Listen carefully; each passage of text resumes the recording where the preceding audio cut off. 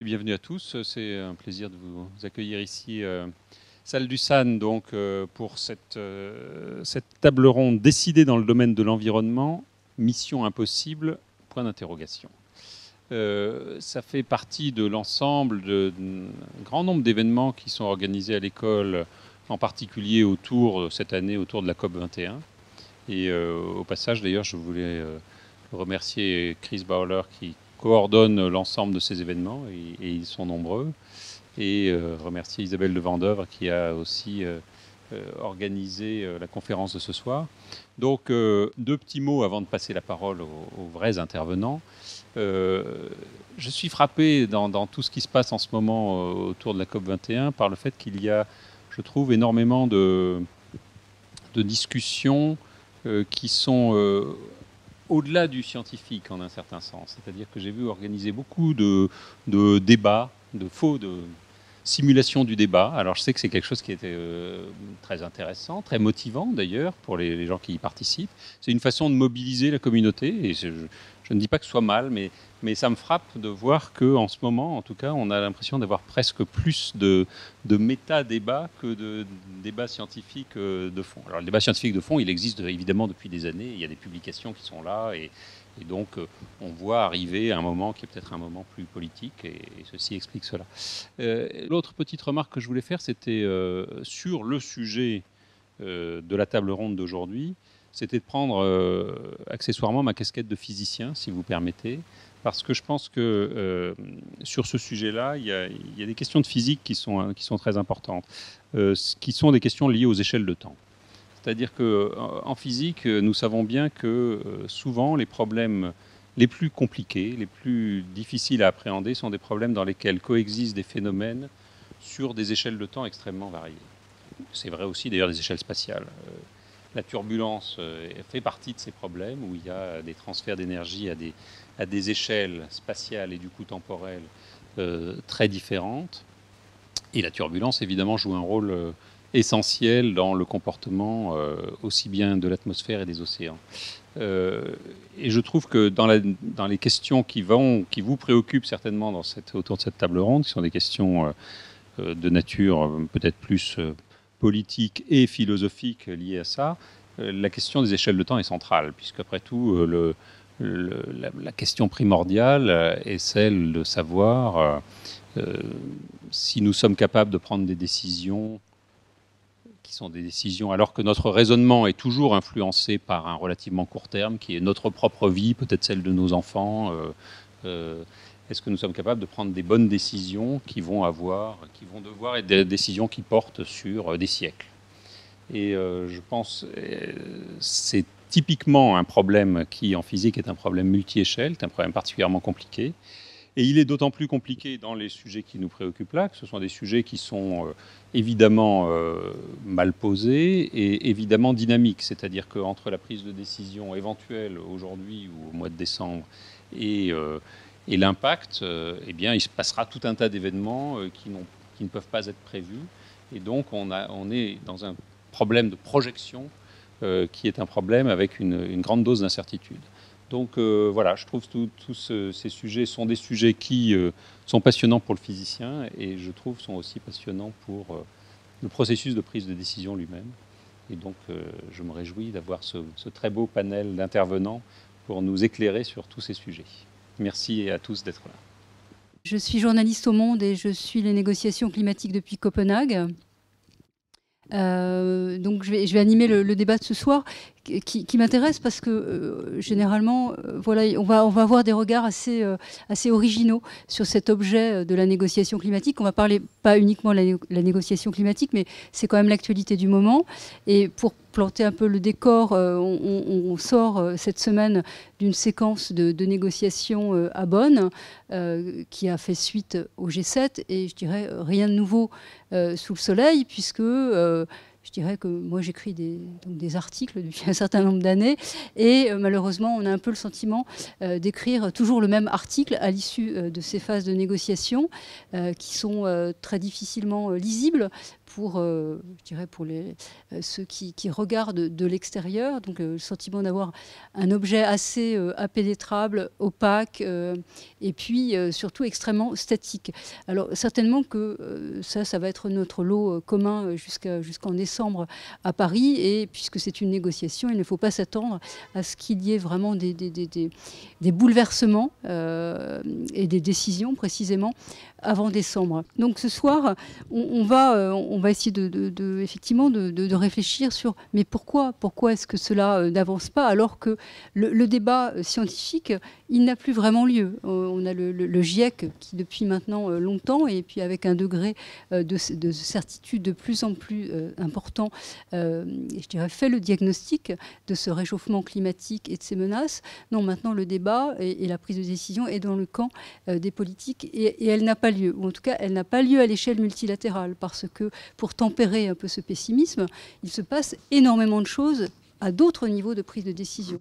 Au niveau local, les institutions locales, les collectivités locales, également des acteurs privés et des citoyens, des individus.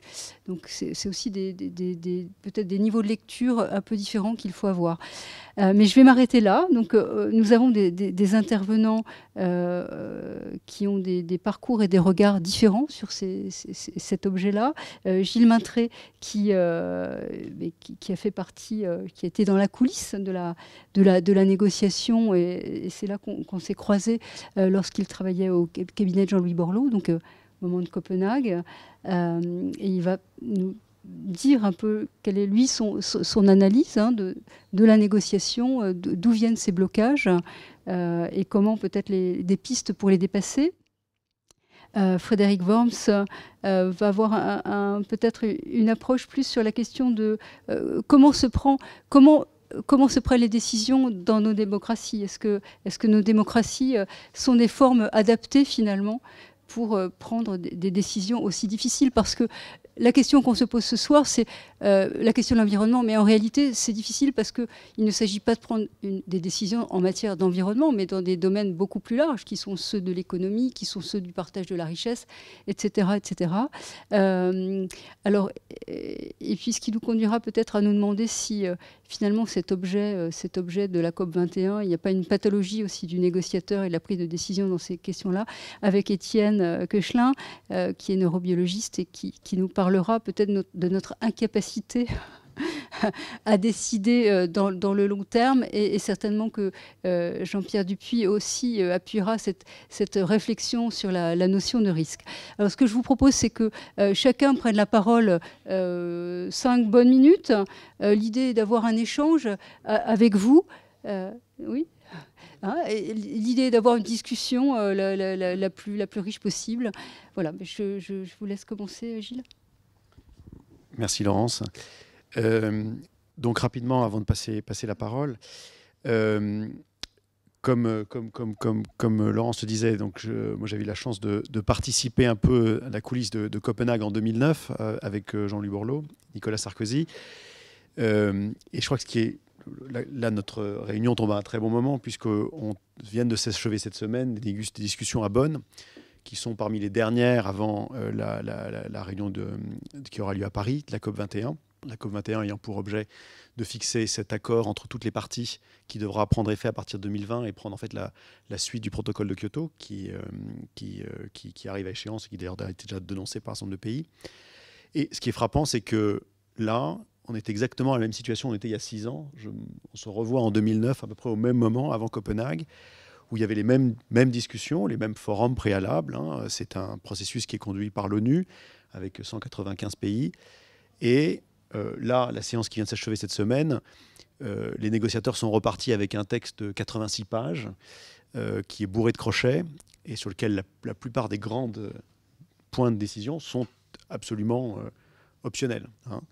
Et donc, sur les points centraux qui sont les réductions de gaz à effet de serre qu'on va demander que chaque pays est prêt, sur lesquels chaque pays est prêt à s'engager, qui est sur le deuxième point central, qui est celui du financement, c'est-à-dire à quel point les pays développés sont prêts à aider les pays en développement à s'adapter au changement climatique.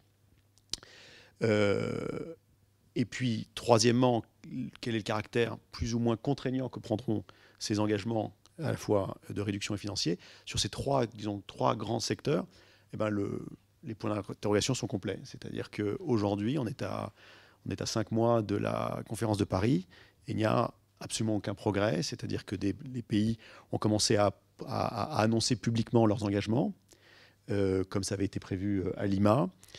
On sait déjà que ces engagements ne correspondront pas à l'objectif de limiter le réchauffement à 2 degrés.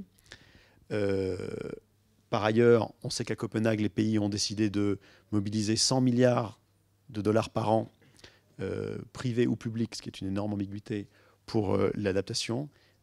On est extrêmement loin de ces chiffres-là. Hein. Et on a le même sentiment d'urgence et puis un peu d'affolement, qui est d'ailleurs repris par un certain nombre à la fois d'ONG, de négociateurs, d'hommes politiques par rapport aux résultats à Paris.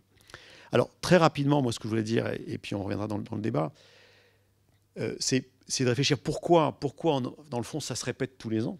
Hein, et je pense que Laurence, vous avez le même sentiment, c'est ça qui est extraordinaire, c'est que tous les ans, il y a des COP, alors elles sont plus ou moins importantes. Celle de Copenhague, la COP 15, et celle de Paris le sont particulièrement, parce que ce sont des échéances, mais à chaque fois, il y a le même sentiment de ne pas avancer. Pourquoi? Qu'est-ce qu'il y a de si particulier? Et puis, esquisser quelques réflexions sur comment le processus de décision pourrait ou pas être amendé pour lui donner plus peut-être de pertinence.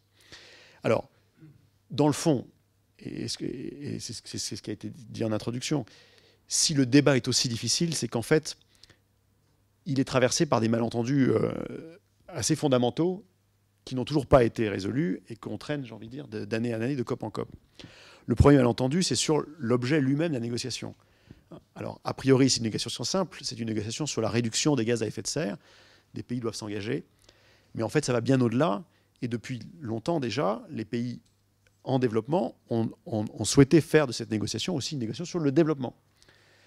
Et derrière toutes les discussions sur le financement de l'adaptation au changement climatique, il y a en fait toute une discussion sur l'aide que les pays développés doivent ou pas apporter aux pays en développement. Et en fait, le croisement de ces deux négociations, une négociation proprement environnementale et une négociation sur le développement, qui se coupe bien sûr d'une négociation dans le fond sur l'adaptation des économies, parce que qui parle d'environnement, de réduction de gaz à effet de serre, parle d'adaptation des modèles économiques. Le fait qu'on est dans ce triangle entre environnement, développement et économie rend la problématique extrêmement complexe. Je pense que le deuxième malentendu, et qui en découle sans doute, c'est la forme que prend la discussion. C'est-à-dire, il y a depuis des années tout un travail sur la rédaction d'un texte, d'un traité, dont on dit qu'il aurait vocation à être contraignant. Et les pays s'engageraient sur un certain nombre d'objectifs et de financements. Et cette ambiguïté sur le caractère contraignant ou pas, en fait, de la discussion, n'a jamais été purgée. Et toute une série de pays continuent à dire qu'ils ne souhaitent pas, qu'ils sont prêts à s'engager dans des efforts, mais qu'ils ne souhaitent pas qu'ils soient contraignants. À la fois dans l'annonce des objectifs et dans la vérification par les autres pays. C'est notamment le cas des États-Unis depuis très longtemps. C'est pour ça d'ailleurs que le Sénat américain, c'est une des raisons pour lesquelles le Sénat américain n'avait pas ratifié le protocole de Kyoto, c'est le cas notamment de la Chine. Et je voudrais sur ce point relever par exemple effectivement la différence, j'ai envie de dire, culturelle d'approche des différents pays par rapport à ça. Dans les annonces qui ont été faites récemment, on notera l'énorme différence d'ambition entre ce qu'annoncent par exemple des États-Unis, qui disent on va réduire de 26 à 28% d'ici 2025 par rapport au niveau de 2005, et la Chine qui dit juste, moi, je vais atteindre mon pic en 2030. Donc ça veut dire que je continue en fait à accroître ma pollution jusqu'à 2030 et je réduis à ce moment-là. Mais il y a d'un côté un engagement américain dont tout montre qu'il ne sera probablement pas tenu, puisque aujourd'hui il n'y a aucun des indicateurs sur les efforts à la fois en technologie, en réglementation intérieure et en trajectoire des industries polluantes qui permettraient d'atteindre cet objectif, alors que la Chine, sur son objectif unilatéral peu ambitieux, Nick Stern, grand professeur de la LSI, qui est spécialiste de ces sujets-là, vient de dire la semaine dernière que la Chine l'atteindra probablement avant. Donc on est dans ce paradoxe où on a des pays qui font des annonces dont on sait déjà qu'ils ne les tiendront pas, ambitieux, mais ils ne les tiendront pas, et d'autres pays comme la Chine qui font des annonces pas du tout ambitieuses, mais on sait en fait qu'ils feront mieux. Voilà. C'est une différence, j'ai envie de dire, fondamentale d'approche de la négociation. Et puis troisièmement, le troisième malentendu, et ça c'était très, très bien dit, dès le début, tout ça résulte en un malentendu fondamental, qui est ce malentendu entre le court terme et le long terme, comme vous le disiez si bien, sur la capacité, dans le fond, pourquoi ça n'avance pas. Si ça n'avance pas, c'est que le niveau politique refuse de s'en saisir au niveau, ou en tout cas avec l'intensité avec laquelle il devrait s'en saisir. Pourquoi? Parce qu'il n'a pas derrière l'opinion ou la pression pour le faire. Et s'il ne l'a pas, c'est que cet enjeu court terme, long terme est arbitré par sans doute chacun des États de manière qui ne valorise pas le long terme et qui ne valorise pas le résultat de la négociation. Alors, très rapidement, par rapport à ça, quels sont les points sur lesquels on peut agir? Bien sûr, il y a le débat de fond. Je crois que l'intérêt de la discussion d'aujourd'hui était de porter aussi sur la méthode, sur comment décider. Une fois qu'on a relevé toutes ces ambiguïtés, on se rend bien compte que le cadre actuel, qui est de négocier à 195 pays, qui désigne chacun un ambassadeur climat, qui est un diplomate, qui sont toujours les mêmes, c'est-à-dire qu'on retrouve d'une année sur l'autre, d'une COP à l'autre, avec très peu d'implication du niveau politique. Les chefs d'État à peine et les ministres tout juste. Évidemment, on sent que ça rend difficile l'émergence d'un consensus qui ne pourra, dans le fond, être pris à la fin qu'au niveau des chefs d'État. Puisqu'on parle à la fois d'environnement, d'économie, de développement, on sent bien que ce n'est pas un diplomate envoyé par sa chancellerie qui va, à la fin, avoir les marges de manœuvre pour le faire. Donc là, par rapport à ça, il y a un enjeu très crucial. Je voudrais juste lire, parce que c'est peut-être un tout petit témoignage pour relever de ça. Je sais que je dépasse mes 5 minutes, mais je trouvais ça très, très fascinant, parce que c'est très, très valable. Le négociateur en charge de l'ONU, qui s'appelait Ivo Debord en 2009, mais que Laurence, vous avez connu, en 2010 a eu cette phrase extraordinaire, réunion d'un certain nombre de ministres, dans ce qu'on appelle le dialogue de Petersberg, qui était initié par les Allemands, avec un certain nombre de ministres, où il dénonçait exactement cette articulation entre le politique et le niveau diplomatique. Et il disait « Les 2 dernières années ont vu de nombreuses réunions ministérielles, mais l'engagement des ministres n'a jamais été traduit dans le processus de négociation. Dans certains cas, les négociateurs négociaient des positions différentes de celles de leurs ministres. Dans d'autres cas, vos délégations ont dit que votre implication était une distraction. Vous, ce sont les ministres, ça reste aux ministres. L'implication des ministres était une distraction qui bloquait tout plutôt qu'elle n'aidait.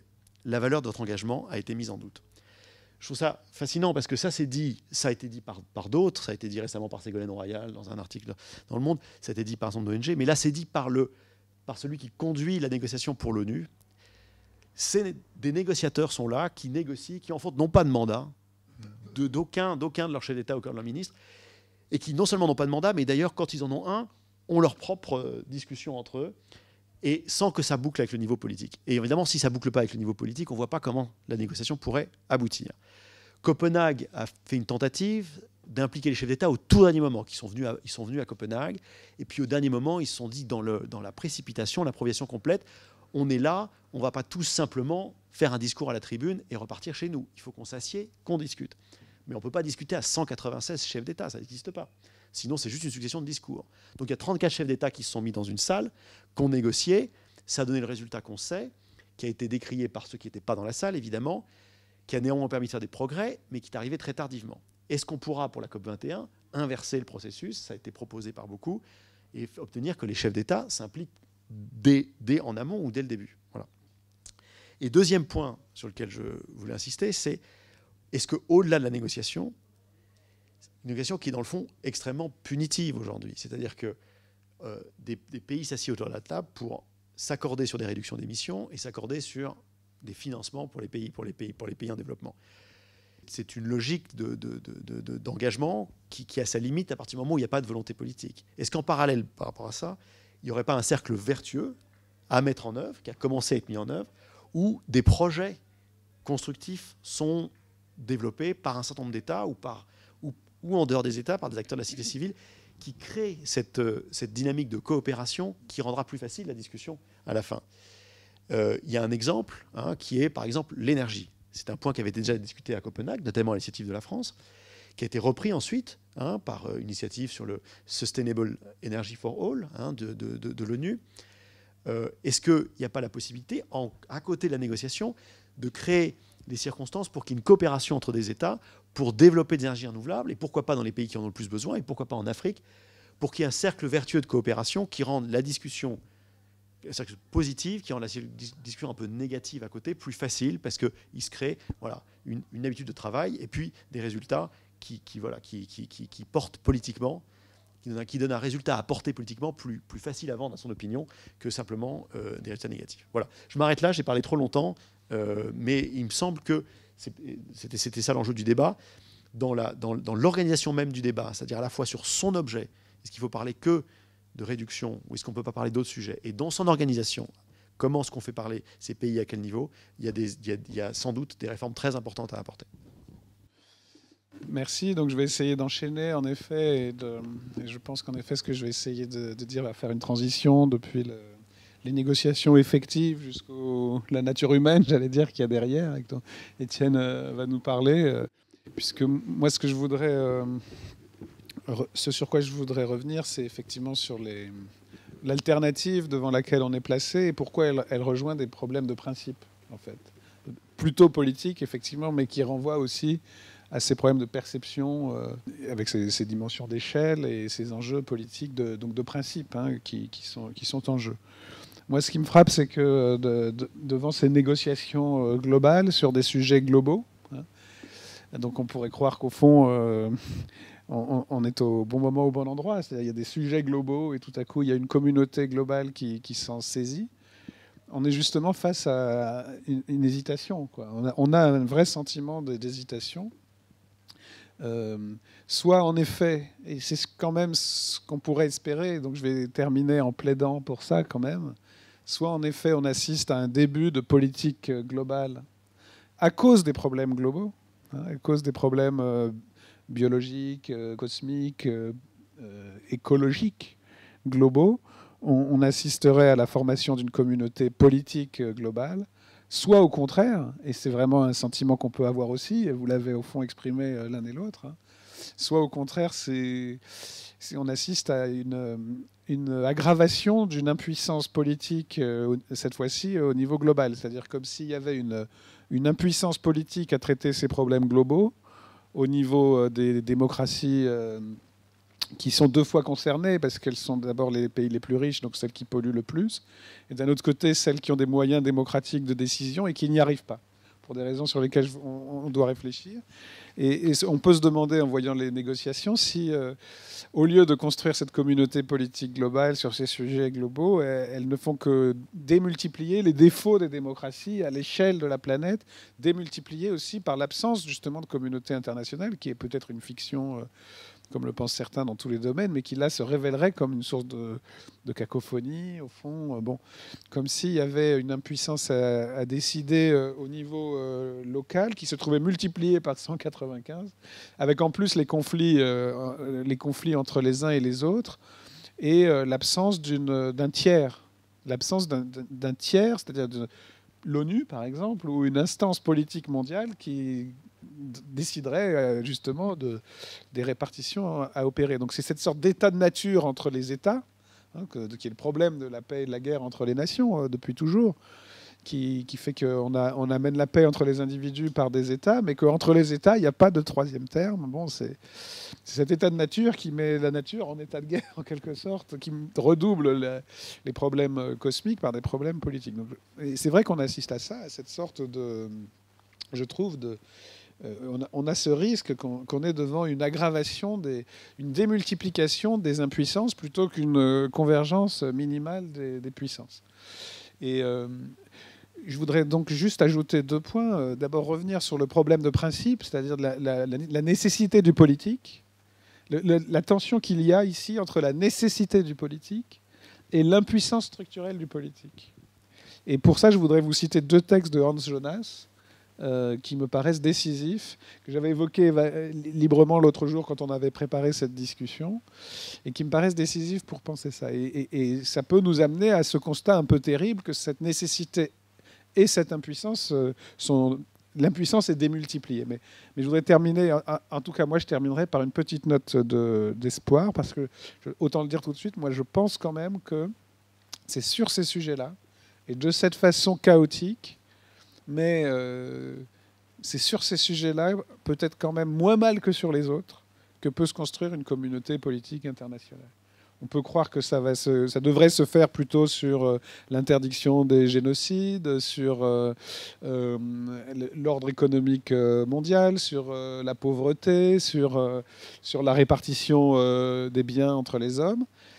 On constate que c'est plus difficile et peut-être quand même que malgré tout, c'est à travers ces sujets qui ont une forme d'urgence quand même palpable, vitale, concrète, que peut se construire une communauté politique. Et d'abord, je reviens sur le problème de principe.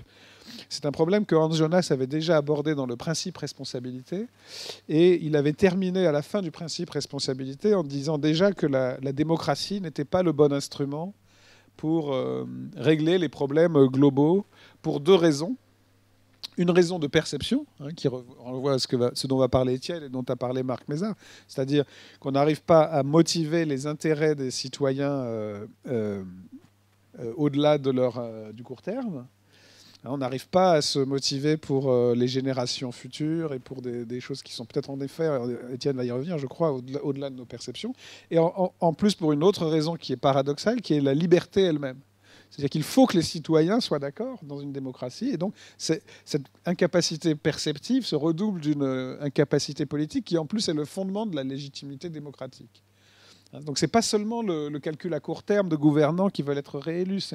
C'est vraiment le principe même de la démocratie. C'est-à-dire, si on faisait un référendum librement organisé, on serait peut-être surpris de ce qu'on aurait. Peut-être pas, justement. Mais c'est le travail des philosophes aussi de dire, et d'alerter, c'est aussi le travail des penseurs de la catastrophe, justement d'agir sur l'opinion publique.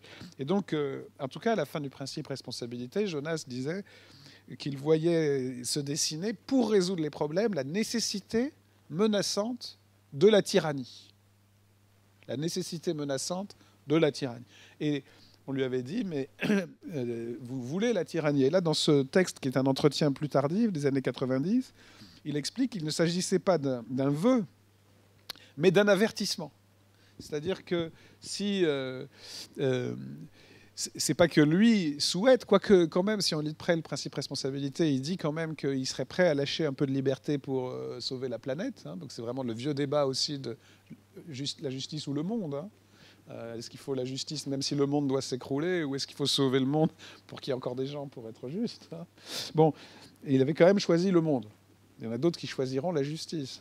Fiat justitia pereat mundus. C'est-à-dire vraiment, je préfère faire exploser la planète plutôt que de sacrifier la liberté. Bon. Et là, il explique que quand même, c'est pas le cas, mais que quand même, il y a un vrai problème politique. Parce que, comme il dit, je vous cite ce premier passage, c'est la multitude qui décide. Et elle ne se déterminera pas d'elle-même à prendre en vue le lointain de façon altruiste. Donc deux obstacles de perception profonde. Elle ne se déterminera pas elle-même à prendre en vue le lointain de façon altruiste dans le cours quotidien des choses, c'est-à-dire à renoncer aux intérêts et aux avantages qu'elle réclame actuellement. Donc il y a deux obstacles, le court terme et l'intérêt personnel. Et il faut viser le long terme et l'intérêt d'autrui.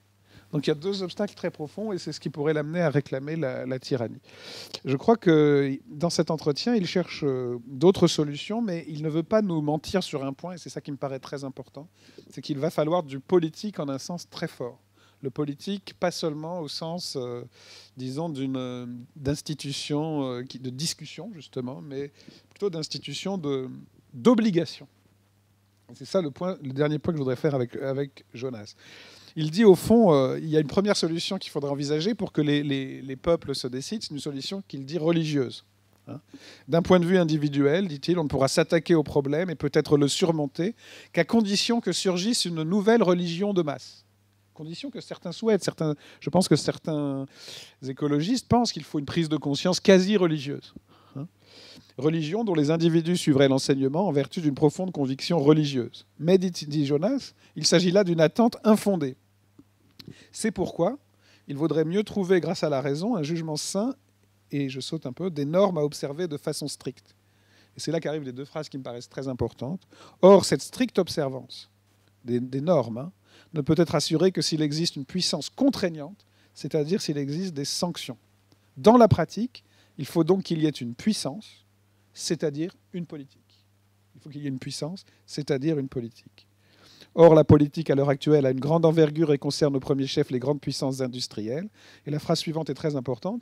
la question d'une éthique de la responsabilité pour le futur, dont Jonas est célèbre pour l'avoir formulée, est malheureusement très étroitement liée à la question des techniques de pouvoir. À la question de savoir qui va vraiment décider de ce qui va être fait ou de ce qui va être négligé.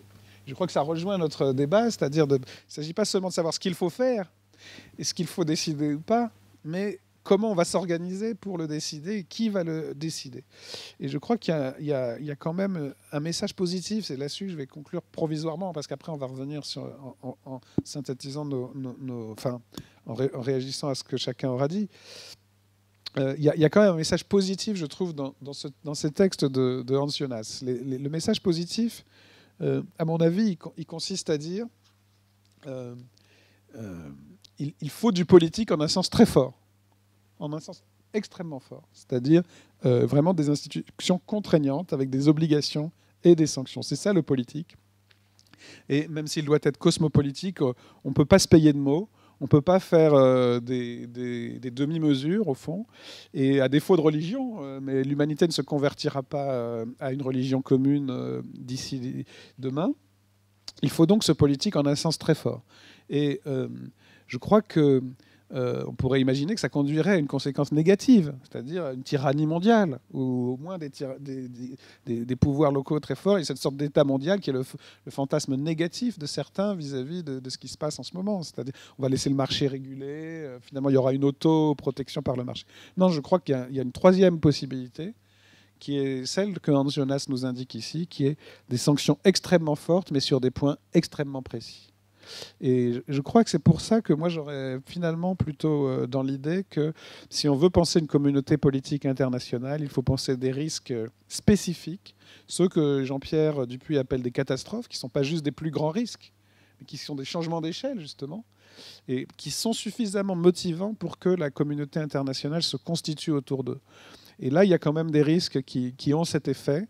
On peut penser que la pollution à Pékin va changer la Chine et donc l'ordre international plus vite que tout le reste, que le réchauffement climatique a quand même des effets terribles aux États-Unis. Le désert californien est dans un état dramatique. Il n'y a plus d'eau à São Paulo, au Brésil.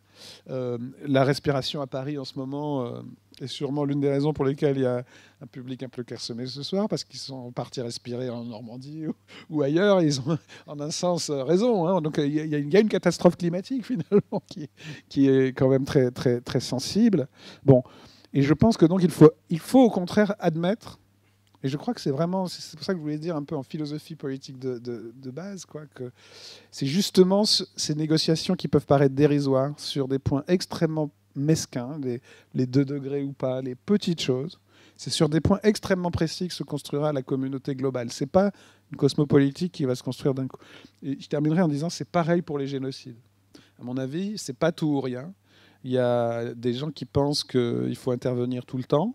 Il y en a d'autres qui pensent qu'à cause des catastrophes d'intervention et pour sauver des peuples en danger, on a produit encore pire. Et c'est vrai, à mon avis, dans les 9/10 des cas. Ça ne veut pas dire non plus que dans des cas extrêmement précis qu'il faut définir comme tels, pour lesquels il faut des critères très, très précis, il ne faille pas d'intervention internationale. Donc moi, je voudrais dire clairement que le politique ici, c'est pas tout ou rien. C'est pas, il n'y aura pas une communauté internationale qui va en effet mettre 195 États d'accord magiquement sur l'ensemble des problèmes. Mais peu à peu, quand même, sur ces problèmes-là, se construit plutôt ce modèle un peu pragmatique, mais néanmoins politique au sens fort, c'est-à-dire avec des taxes, des sanctions, des obligations, qui font qu'on peut quand même espérer répondre à ces problèmes anthropologiques très profonds, qui font qu'on résiste. Je pense que pour les génocides, on résiste pour d'autres raisons. C'est parce que ce sont des crimes inimaginables, on arrive toujours trop tard. Mais pour le climat, c'est des raisons perceptives très profondes, jointes à des raisons démocratiques très profondes, donc on pourrait être très pessimiste. C'est justement la liberté qui nous empêche de sauver le monde. Juste une remarque, c'est que effectivement cette construction d'un ordre international qui serait contraignant et agréé par l'ensemble des nations, pour l'instant, on n'a pas du tout les outils. C'est-à-dire que même dans ce qu'on a essayé de faire sur le climat, à travers le protocole de Kyoto, qui est normalement contraignant et prévoit des sanctions, des pays ont dérogé à leurs engagements et ne sont soumis à aucune sanction. Donc il y a une vraie faiblesse. C'est quand même par là qu'on va y arriver. Le but est quand même... Oui, c'est ce vers quoi il faut tendre. Et après, la question, c'est à partir de quel moment les États mesurent, je dirais, la gravité du risque pour se laisser déposséder finalement de leur pouvoir de sanctionner et délèguent. Bon, je pense que ça fait vraiment partie de la solution. Étienne, Alors, je vais essayer de ne pas être trop long parce que l'heure tourne. Donc moi, je suis neurobiologiste. Je travaille sur les facultés de décision et de jugement chez l'homme et sur leur fondement biologique. Et donc, effectivement, donc on peut se demander pourquoi finalement je suis ici, puisque je ne m'intéresse pas particulièrement au climat ou aux sciences politiques, mais donc j'ai un point de vue de neurobiologiste. Et je vais reprendre, c'est exactement ce que disait Marc Mézard en introduction, c'est-à-dire que une des problématiques qui est intéressante et auxquelles la nature a fait face et l'évolution a fait face, dans l'évolution notamment du cerveau humain, c'est ce problème multi-échelle. Court terme, long terme, etc. Et évidemment, là, on a un archétype dans le domaine du climat et de l'environnement que les actions qu'on prenne aujourd'hui vont avoir des décisions à très long terme. Et on peut se demander, et en même temps, l'intérêt de la chose, c'est que, c'est ce que disait Frédéric, c'est-à-dire que on voit bien que si, notamment dans les démocraties, si le pouvoir politique traîne en quelque sorte des pieds, c'est que derrière, il y a des citoyens, des individus, des opinions publiques qui sont peu contraignantes pour ces pouvoirs-là. Et donc ça nous ramène, en fait, c'est ce que disait Frédéric, à la perception individuelle de tout un chacun dans ce domaine-là. C'est-à-dire, pour nous, individus lambda, citoyens lambda, que veut dire en fait ces réflexions, ce débat dans nos choix individuels au quotidien, donc ces débats sur l'environnement et en quoi ça nous concerne et en quoi nous-mêmes on change nos comportements au quotidien. Donc ça nous renvoie finalement à nos facultés en quelque sorte de jugement sur ces questions, donc avec des enjeux à très court terme, donc des échelles très différentes, des enjeux à très long terme, pardon, des échelles très différentes aussi spatiales, puisque ce qu'on fait très localement peut avoir éventuellement des répercussions globales, etc., à l'échelle de la planète. Donc voilà. Donc, alors, pour introduire un peu la discussion, je vais pas vous faire un exposé sur comment fonctionne le jugement et la prise de décision chez l'homme, mais il y a des choses intéressantes. D'abord, c'est que des éléments, je vais donner quelques éléments clés. Un premier élément clé, c'est que la prise de décision est en quelque sorte problématique. Le cerveau humain, ou cette faculté chez l'homme, le cerveau humain est conçu pour en permanence essayer de ne pas décider et se reposer sur des habitudes, donc de construire des habitudes, etc., et faire en sorte que nos comportements sont plutôt guidés par des habitudes, etc. Donc ça, c'est un premier point. Un deuxième point peut-être plus général, c'est-à-dire que souvent, notamment dans des situations où il y a beaucoup d'incertitudes, donc c'est le cas notamment ici, lorsqu'il s'agit de très long terme, et ben il est souvent, et l'évolution a pris ce parti pris, il est souvent irrationnel de décider, puisqu'il y a tellement d'incertitudes qu'une décision, souvent ça engage, c'est souvent on décide de prendre un chemin A ou un chemin B, et on ne peut pas forcément faire demi-tour. Donc souvent, il est beaucoup plus rationnel, entre guillemets, d'attendre, de ne pas décider et de repousser la décision à plus tard. Et on le voit bien, par exemple, dans nos comportements individuels. Je vais prendre pas un exemple, mais lorsque dans nos choix individuels et nos comportements individuels, par exemple, on décide, est-ce qu'on va décider d'isoler notre maison aujourd'hui ou l'année prochaine, etc. On sait qu'on est convaincu que c'est important pour la planète, mais que ça va avoir des conséquences dans 100 ans, etc. bon, on se dit, bon, ça engage des coûts maintenant, c'est du temps, etc. On se dit, bon, si je ne le fais pas cette année, je peux le faire l'année prochaine. De toute façon, à l'échelle de 100 ans, ça ne va pas changer grand-chose, etc. Et c'est comme ça qu'on fait, on se place dans une perspective où on repousse en permanence la décision. Et donc, on est quelque part un peu conçu comme ça. Et c'est pas irrationnel, c'est-à-dire que c'est tout à fait rationnel, parce qu'effectivement, un an à l'échelle de 100 ans, c'est pas grand-chose, et il y a tellement d'incertitudes qu'on peut tout à fait imaginer que d'ici 4-5 ans, il y aura peut-être des... Alors, je prends ce qui me passe par la tête, il y aura peut-être des aides énormes à l'isolation, et donc on aura eu raison d'attendre en quelque sorte, quoi. Donc, non, mais c'est tout bête ce que je dis, mais ça fait partie de la manière dont notre jugement fonctionne en quelque sorte, de façon plus ou moins consciente. Donc ça, c'est un premier point. Un deuxième point également qui est important, c'est il n'y a pas de décision et de jugement sans valeur émotionnelle des choses. Et ce qui est intéressant chez l'homme, et bon, chez d'autres espèces animales, c'est que la matrice archaïque, en quelque sorte, des émotions, c'est vraiment la matrice de base, sans laquelle il n'y a pas vraiment de décision, et en fait est constituée d'un certain nombre de ganglions sous-corticaux qui sont présents chez les premiers mammifères, chez les rongeurs, etc. Et chez l'homme est apparu donc tout ce cortex cérébral qui n'est pas proprement dit émotionnel, mais qui est plus, on va dire, les lieux de représentation de la connaissance, des modèles de notre environnement, des situations, etc., qui vont nous permettre effectivement de nous projeter dans l'avenir et donc de faire des choix plus éclairés. Mais il y a quelque part, alors évidemment, ces deux systèmes, ce système archaïque sous-cortical et ce système cortical interagissent en permanence. Et c'est en ce sens que la valeur émotionnelle est importante. Il ne se passe pas de décision sans qu'il y ait une valeur émotionnelle, sans que quelque part, on est convaincu que la décision est bonne et donc on ressent émotionnellement le caractère positif de cette décision. Mais en même temps, ça pose des difficultés parce que la valeur émotionnelle des choses, elle est liée à l'expérience vécue. C'est-à-dire qu'on acquiert les choses ou les options comportementales acquièrent une valeur émotionnelle parce qu'on a l'expérience vécue de la chose. Et mis à part des cas triviaux, ou par exemple la faim, etc., mais de façon générale, elle est liée à l'expérience vécue. Donc évidemment, en matière de, disons, de réchauffement climatique, etc., on peut tout à fait imaginer rationnellement, ou on peut avoir une conséquence de ce que ça signifie un réchauffement, etc. Mais l'expérience vécue de ce que ça signifie au point de vue individuel, etc., et c'est une connaissance purement abstraite. Et donc, dans nos choix à nous individuels, cette valeur émotionnelle va être peu prépondérante et du coup va participer au fait que justement on va repousser les décisions, etc. Donc ça, c'est une chose. L'autre chose également que je peux dire, c'est que le système cortical, il est élaboré, il va nous permettre de construire des modèles de la situation, des situations, de l'environnement, des autres individus, etc.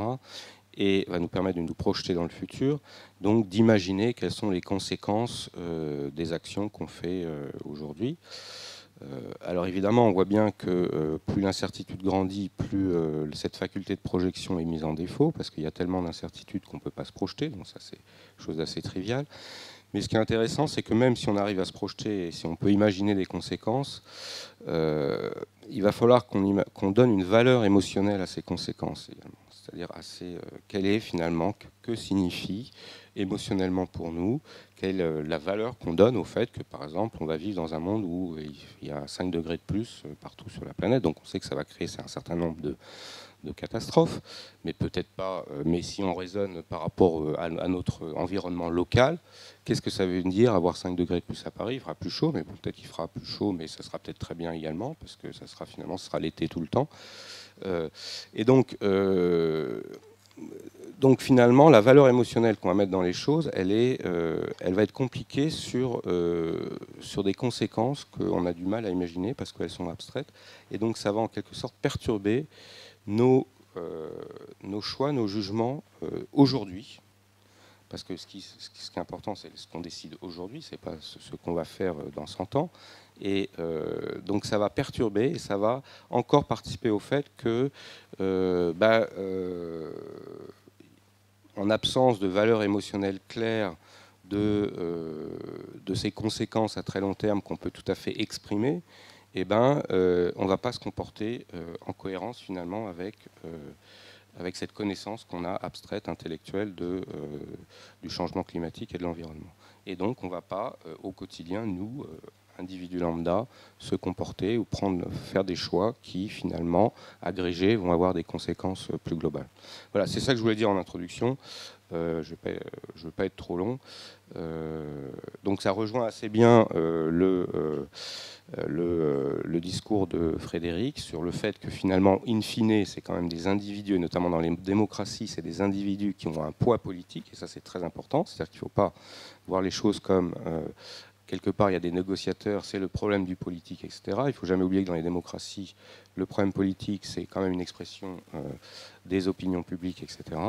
Et je vais passer la parole à Jean-Pierre Dupuy, qui va parler plus du risque et des catastrophes, je crois.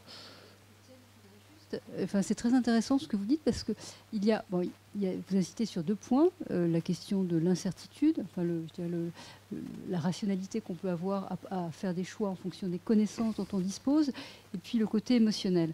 Alors, sur la question du changement climatique, l'incertitude, elle est quand même, enfin, je ne vais pas dire qu'elle est minime, mais on est quand même abreuvé de données scientifiques qui forment un consensus. On peut le remettre en cause, hein. Il y a les climato-sceptiques, mais néanmoins, il y a quand même un large consensus. Donc l'incertitude de ce point de vue, elle est quand même réduite. Ce que je veux dire, c'est qu'il y a probablement un consensus sur les effets. C'est-à-dire qu'on va observer, par exemple, un réchauffement climatique de tant de degrés, etc.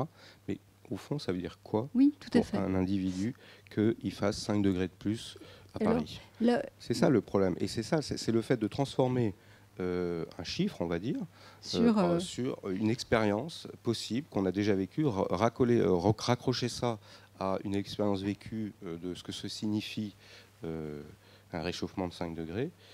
Et ce que je voulais juste dire, c'est ce qui me semble vraiment très intéressant, c'est qu'on a vu que ce discours de la catastrophe, celui qu'on a tenu avant Copenhague, puisque la planète devait ne pas y survivre, n'est pas efficient. C'est-à-dire qu'il a juste été culpabilisant pour la plupart des gens dont le comportement individuel finalement ne se modifiait pas, et donc eux ne répondaient pas à l'injonction de changer votre façon d'être.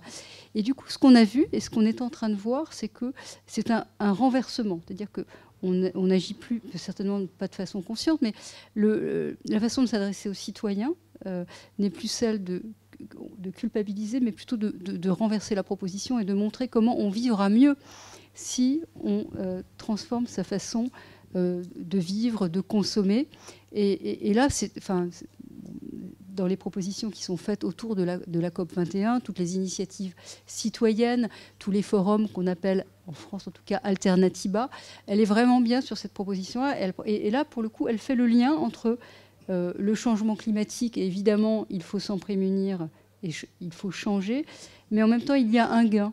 Et c'est peut-être là une façon peut-être intelligente de faire avancer les choses. Tout à fait. Juste par rapport à l'incertitude, il n'y a peut-être pas d'incertitude, il y a quand même des formes d'incertitude relativement importantes sur les progrès technologiques. On ne sait pas du tout sur les progrès technologiques. Et ça a été souvent un discours de certains pays en disant, bon, de toute façon, ça ne sert à rien de décider maintenant de s'engager sur une voie, on ne sait pas dans 20, 30 ans quels seront les progrès, et peut-être que les problèmes vont se résoudre par eux-mêmes sous la pression justement climatique. Il va y avoir des recherches ou des avancées technologiques qui vont nous permettre de résoudre un certain nombre de problèmes. Je vais laisser la parole à Jean-Pierre. J'étais absent, hélas, à la dernière séance de préparation. Et donc, je n'avais absolument pas compris que la discussion prendrait ce tour, qui est extrêmement intéressant et extrêmement important. Moi, j'ai prévu de parler d'autre chose qui est plus en amont. Mais j'espère que dans la discussion, enfin, le temps passe, hein, on pourra discuter ce que vous avez. J'ai très envie de discuter ce que vous avez dit les uns et les autres. Mais par rapport à ce que vient de dire Laurence Caramel, je suis en assez profond désaccord. il y a énormément d'incertitudes. Mais entendons-nous, il y a un consensus sur cette incertitude et surtout sur la nature de cette incertitude. Bien sûr qu'il n'y a pas d'incertitude sur le fait qu'il y a réchauffement climatique, que l'homme en est responsable en grande partie et que les effets sont très graves. Mais ceci étant donné, sur lequel maintenant, sauf quelques climato-sceptiques à droite et à gauche, ceci étant donné, il y a accord sur ce dont je vais parler, et à savoir la nature très particulière de l'incertitude des phénomènes climatiques. Hein, voilà, c'est ça dont je veux parler. Et ce que je vais essayer de dire, le plus rapidement possible, c'est, il faudrait des heures pour bien le faire, mais bon, c'est les limites des instruments, des théories de décision, des théories de la décision dont nous disposons aujourd'hui pour penser les risques climatiques. C'est ça que je vais essayer de faire. Bon. Et en particulier les limites de ce qu'on appelle le calcul économique, la théorie de la décision, etc. Pourquoi ça ne marche plus du tout? Et puisqu'on n'a plus les concepts. Alors, la philosophie, de plus en plus, je fais une méta-remarque là. Hein, Frédéric sera d'accord ou pas. Surtout depuis John Rawls, renonce de plus en plus à traiter des questions de substance pour parler des questions de procédure. Et là, nous y sommes. Hein, ce dont vous avez parlé les uns et les autres, y compris toi, et ce n'est pas un reproche, mais je le vois, je le dis, c'est comment est-ce qu'on pourrait aller... Mais il ne faudrait pas que ça amène à sacrifier la question de où est-ce qu'on veut aller et quels sont les problèmes qu'on doit résoudre. Et finalement, on a très peu parlé du réchauffement climatique lui-même dans cette soirée, vous l'avez noté. Bon. Alors, puisqu'il s'agit d'aller vite, je vais distinguer 3 types de traits paradoxaux qui font que les risques climatiques, pour utiliser ce mot de risque, que je n'aime pas d'ailleurs, mais peu importe, sont très particuliers. Et je vais mettre dans le même sac d'ailleurs les risques climatiques et les risques énergétiques, et en particulier ceux dont je m'occupe, mais avec Frédéric d'ailleurs, en tant que président de la commission d'éthique de l'Institut de radioprotection et de sûreté nucléaire, qui est le centre de recherche de l'autorité de sûreté nucléaire. Vous voyez, les questions d'énergétique et les questions climatiques sont, de manière plus générale, complètement liées, puisque maintenant tout le monde l'admet à peu près, si on veut éviter une catastrophe climatique grave, enfin, bon, catastrophe, je peux éliminer ce mot, mais il faut que l'humanité renonce à extraire du sous-sol. Alors les chiffres varient, admettons la moitié des ressources fossiles qui y sont encore, gaz, pétrole, charbon. Ce qui fait que c'est le titre d'un livre d'un de mes collègues et camarades du corps des mines, trop de pétrole. Nous avons trop de pétrole. Si on tient compte du changement climatique, nous avons beaucoup trop de matières fossiles. Si nous les brûlons toutes, ben, nous sommes fichus climatiquement. Bon, ok. Alors, 3 types de caractéristiques de ces risques liés au changement climatique et aux questions énergétiques aussi. Y compris, alors ça c'est le domaine sur lequel on travaille, enfin les grandes catastrophes nucléaires. Fukushima, Hiroshima, excusez-moi, oui, j'ai ma langue à fourcher, mais c'est pas idiot. Fukushima et Tchernobyl. Premier trait paradoxal, 0 multiplié par l'infini ou infini multiplié par 0. C'est dit même dans la fiche qui annonce cette séance, n'est-ce pas? Le cas de dommage, pour ne pas dire catastrophe, qui affecte un très grand nombre de personnes et de manière insignifiante pour chacun. Ou alors, 0 multiplié par l'infini, un accident extrêmement grave, genre Fukushima ou Tchernobyl, mais avec une probabilité a priori très faible. On ne sait pas faire ça. On ne sait pas multiplier par 0 par l'infini. La théorie de la décision n'a rien à dire à ce sujet. Le conséquentialisme en philosophie n'a rien à dire à ce sujet, etc. etc. Je prends l'exemple d'une très grande population dont chaque membre est affecté de manière minime. C'est ce qui se passe lorsqu'après un accident nucléaire du genre Fukushima ou Tchernobyl, il y a ceux qui sont irradiés au début et qui meurent immédiatement ou dans les 3 mois qui suivent. Et puis il y a tous ceux qui vivent dans des zones contaminées, comme dans la région autour de Tchernobyl, au césium 137, au strontium 90, au plutonium 239, etc. Et tout ce qu'ils respirent, ce qu'ils mangent, ce qu'ils boivent, le lait qu'ils boivent, les champignons qu'ils mangent, le bois avec lequel ils se chauffent, etc., tout ça est contaminé. Ce sont ce qu'on appelle le problème des faibles doses, et bien sûr, ça arrive pour l'environnement. Je veux dire, c'est les pollutions chimiques. À Paris, tu faisais référence, Frédéric. Aujourd'hui, c'était irrespirable. Chacun est touché très peu, mais une très grande population l'est. Alors, je vais me limiter à l'énoncé du paradoxe, je ne vais pas le résoudre, évidemment. La seule chose qu'on puisse dire dans ce cas-là, c'est que la probabilité a priori, prenons l'exemple de Tchernobyl et l'apparition d'une leucémie, disons. La probabilité que quelqu'un dans la zone contaminée, qui officiellement contient 10 millions de personnes, hein, Biélorussie, les 3 États baltes, une bonne partie de la Pologne, l'Allemagne du Nord, etc., 10 millions de personnes, et une partie de l'Ukraine, bien sûr. La probabilité que quelqu'un qui meurt d'une leucémie avait de mourir de cette leucémie du fait de Tchernobyl a été accrue d'un chouïa, de presque rien du tout. Elle avait une certaine probabilité, a priori, de mourir d'un cancer, disons. Du fait de Tchernobyl, sa probabilité, a priori, de mourir de ce cancer a été augmentée d'un epsilon. Alors qu'est-ce que ça veut dire? Ça veut dire, d'un point de vue, il y a une conséquence éthique et politique énorme. Ça veut dire que les gens qui meurent n'ont pas de nom. On ne peut pas les nommer.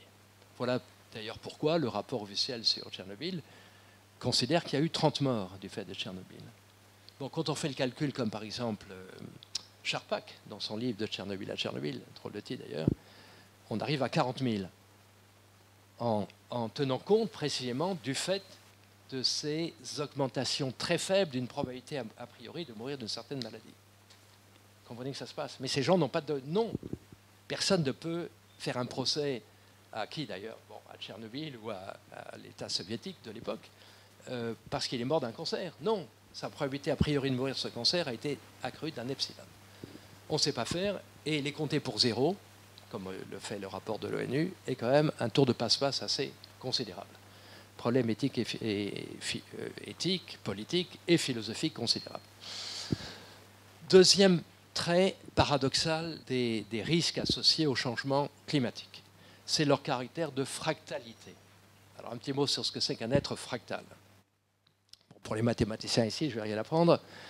C'est un être... Bon, ce concept a été inventé par le mathématicien français d'origine polonaise Benoît Mandelbrot. Bon, tout le monde sait ça.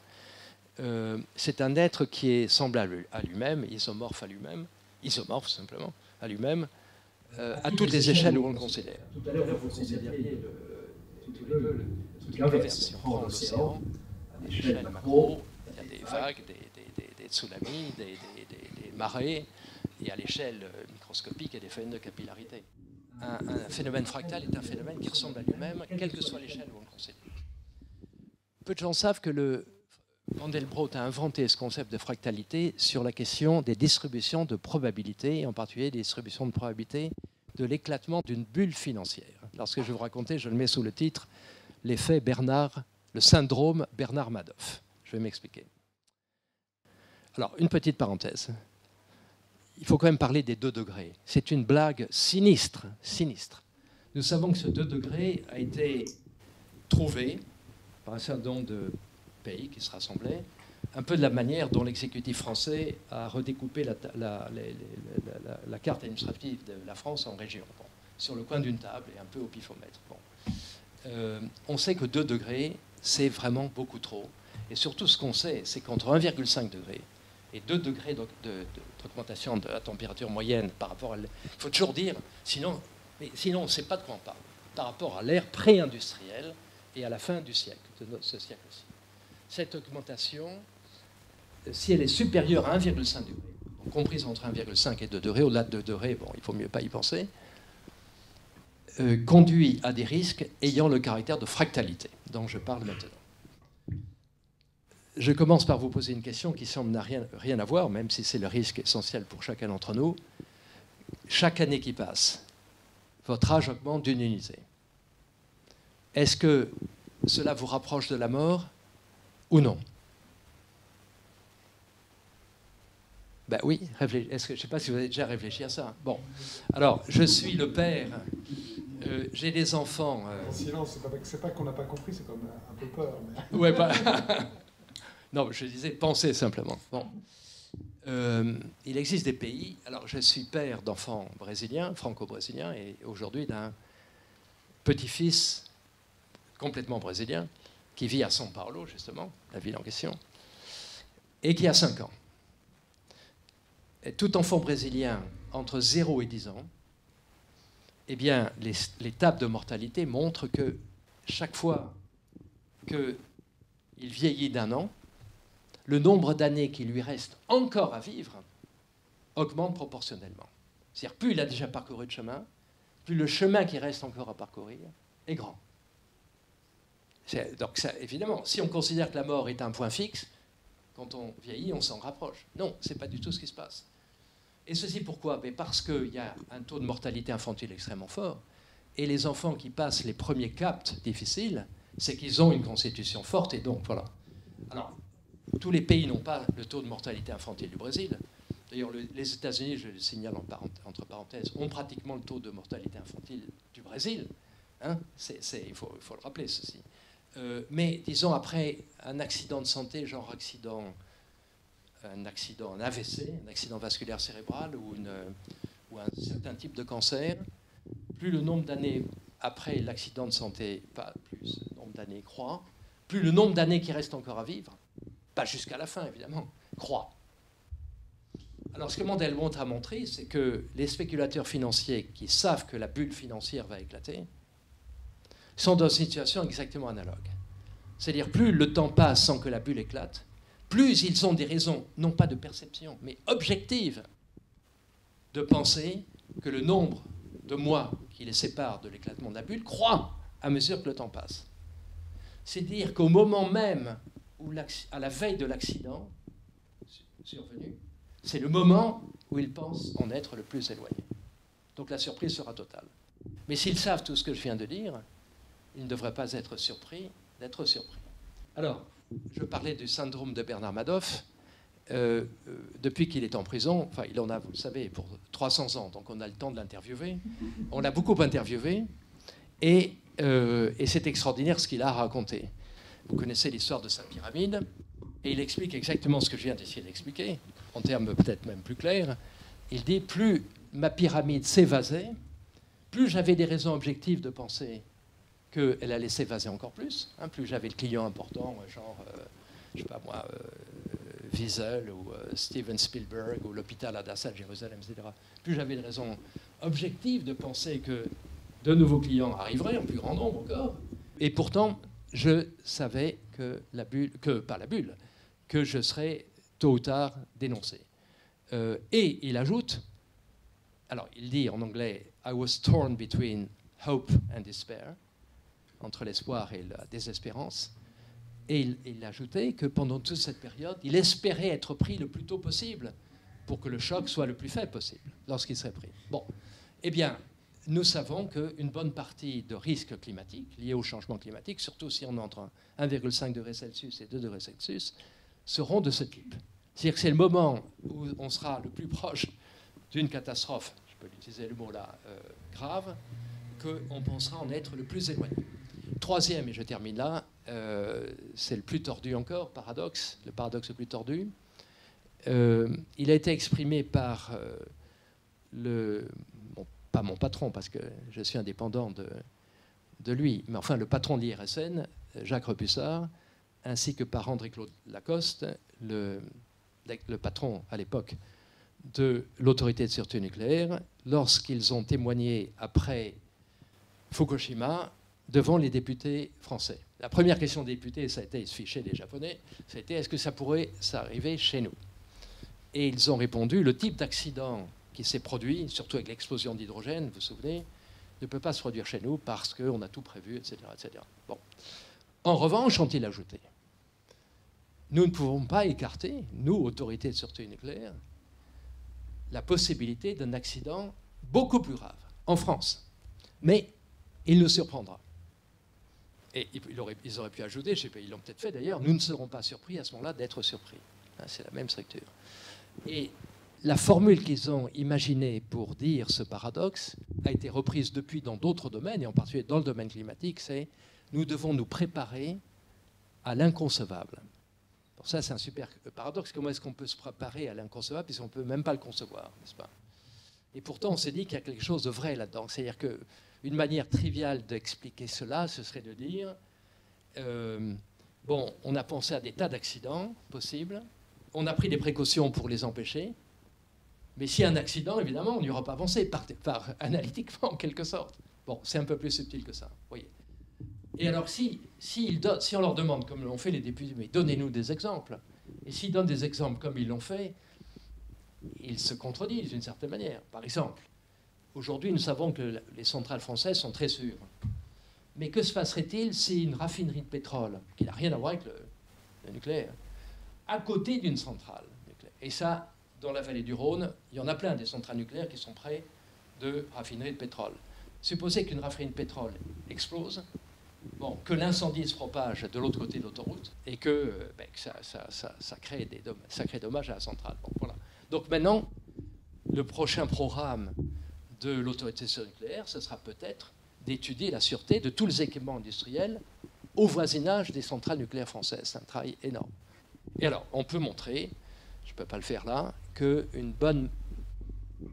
y a un nombre considérable, enfin, peut y avoir un nombre, plutôt, des types de risques liés au changement climatique qui correspondent exactement à ce schéma.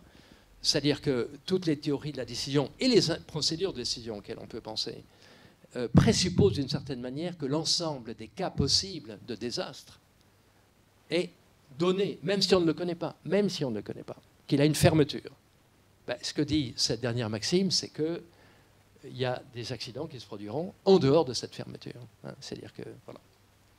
OK, donc 3 types de traits liés aux risques associés au changement climatique qui font qu'il faut repenser autrement, complètement autrement la décision. Et c'est alors qu'on pourra peut-être se poser la question des procédures pour y penser. Voilà. Vous voulez réagir? Oui, tout à fait. Et peut-être qu'on ouvrira la discussion si vous avez des questions à poser. Allez-y, Frédéric. J'aurais conclu un peu différemment, c'est-à-dire comment se préparer à l'inconcevable, sinon par des procédures. Puisqu'on ne sait pas le contenu, au moins qu'on définisse des règles. C'est-à-dire, au fond, que, par exemple, on suspendra les lois provisoirement et on fera un état d'exception, mais peut-être provisoire. Enfin, toutes les commissions qui préparent les crises imprévisibles ne peuvent justement... Enfin, moi, donc j'aurais tiré la conclusion radicalement inverse. Oui, mais pas par des procédures dont nous parlons, dont nous avons parlé, dont on parle dans les médias, qui sont des procédures finalisées, qui sont des procédures par rapport à une fin voulue, par exemple les 2 degrés. Qui sont une blague. Les 2 degrés sont une blague tragique. Hein. Si on atteint 2 degrés, on est fichu. Oui, ce seront des procédures, mais pas des procédures finalisées comme celles que le pouvoir politique ou les institutions peuvent penser. Hein. C'est ça ma réponse à ta très bonne remarque. Moi, je suis absolument d'accord sur le point qui est qu'on ne parle que de procédure et le contenu échappe. C'est précisément la raison pour laquelle toutes ces négociations tournent à vide. On négocie sur la négociation et on ne négocie pas sur le fond. Hein. Et c'est pour ça que ces négociateurs, d'une fois sur l'autre, créent des commissions pour discuter de points à résoudre sur le processus de la négociation. Et c'est là que je voudrais revenir sur votre point. Est-ce que établir des règles, ça c'était un point de substance, qui d'ailleurs peut discuter. On fait comme si on allait établir des règles, pas forcément les bonnes, exactement comme vous venez de le dire, contraignantes, mais est-ce que c'est le point de substance sur lequel il va y avoir un consensus? Un pays comme la Chine dit depuis le début de la négociation qu'elle n'acceptera d'aucune façon un contrôle international et extérieur sur ses émissions. Quand des chefs d'État se sont réunis à Copenhague, le point sur lequel ils sont arrivés, après on pourra le faire bouger, mais le point qu'ils sont arrivés en dehors des négociateurs, c'était des engagements, mais pas contrôlés. Alors, non mais je suis d'accord avec vous. Là, l'approche de Jonas, peut-être que ce point n'est pas viable. Et comme vous le disiez, peut-être que ce point ne nous amène pas vers le point de substance fondamental qui est le 1,5, le 2 degrés, enfin le résultat qu'on veut obtenir sur la. Mais aujourd'hui, continuer une négociation qui fait semblant d'abord d'aboutir à un accord contraignant, multilatéral à tout le monde, alors qu'on sait que des pays ne veulent pas s'y engager, voilà. Est-ce que ce n'est pas une lubie? Est-ce que ce n'est pas de négocier sur la négociation? Voilà. On peut faire circuler peut-être un micro. Moi, je suis étudiante en relations internationales et en politique environnementale à Sciences Po. Et donc, effectivement, l'incertitude, c'est vraiment ce qui marque le futur et l'avenir. On ne sait pas, les scientifiques hésitent encore sur le fait qu'il y aura soit des sécheresses, soit des inondations en Afrique subsaharienne, mais ils savent qu'il y aura un grand impact à cause du dérèglement du cycle de l'eau. Et donc, finalement, on est sûr d'avoir beaucoup d'incertitudes. Et est-ce que ce n'est pas justement une marque de l'homme d'être averse au risque ? On a tous une aversion au risque et peut-être qu'on pourrait un peu jouer sur cette aversion au risque pour ensemble se prémunir contre le risque. Avec peut-être une prise de décision qui soit plus graduelle, c'est-à-dire qu'on se donne rendez-vous dans 2 ans, on fait le point, des choses comme ça, mais justement c'est d'un point de vue peut-être neurologique, peut-être que c'est ça qu'on pourrait mettre en valeur. Si, il y a évidemment, c'est un phénomène bien connu, il y a une aversion au risque, à l'incertitude, et on pourrait faire toujours des choix, un peu toutes choses égales par ailleurs, on va dire, des options certaines à des options incertaines, si en moyenne les effets s'équilibrent. C'est ce que je disais au début, c'est-à-dire que c'est la force de l'habitude en quelque sorte. Mais c'est un avantage aussi, c'est-à-dire que, et je pense qu'il faut jouer aussi là-dessus, c'est-à-dire que la puissance de la nature humaine notamment, c'est évidemment la pensée, etc. Mais c'est la construction d'habitudes, en quelque sorte. On ne peut vivre que parce qu'on a des habitudes, en quelque sorte. On ne peut pas à tout moment, à chaque seconde, se poser des milliards de questions, etc. Et je pense que on peut prendre un exemple, c'est-à-dire, par exemple, le tri des ordures, simplement, quelque chose comme ça.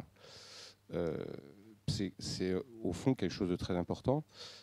Et ça fonctionne relativement bien, on va dire aujourd'hui, parce que les individus ont pris l'habitude d'eux et que finalement on ne se pose plus la question et que ça nous paraît naturel, mais en même temps c'est pas trop coûteux non plus. C'est-à-dire que bon, c'est pas trop coûteux de trier ces ordures. Peut-être si on avait 10 poubelles, ce serait très compliqué.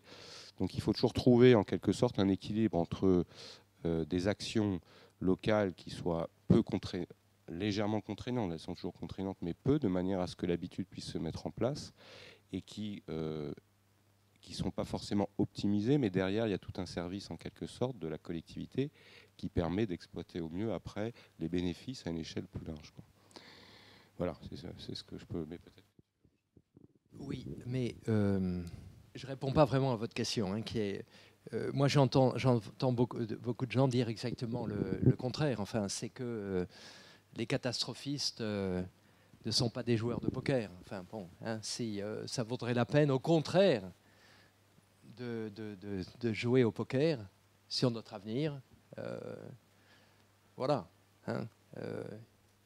Pour ne pas toujours voir le pire. Enfin, c'est la formule de Jonas. Enfin, faire comme si le pire était sûr. En fait, il dit pas ça, mais ça, c'est une autre question. C'est faire comme si le pire était nécessaire, ce qui n'est pas du tout la même chose que le pire était sûr, en philosophie. Bon, mais quelque chose que je voulais dire, c'était une donnée quand même, puisque pour parler un peu du contenu quand même. Si on a 2 degrés, c'est évidemment une moyenne. D'ailleurs, je signale que 2 degrés, bon, j'ai dit dans le temps, c'est par rapport à l'ère pré-industrielle, on ne rappelle jamais cela, et à la fin du siècle. Mais c'est aussi le résultat d'une intégrale sur une sphère. 2 degrés, c'est comme si ça allait de soi, je veux dire. Donc sur chaque point de la Terre, il y a une température, une évolution de température. Mais cette Terre, c'est une sphère à peu près. Et pour parler d'une moyenne, il faut faire l'intégrale sur cette sphère.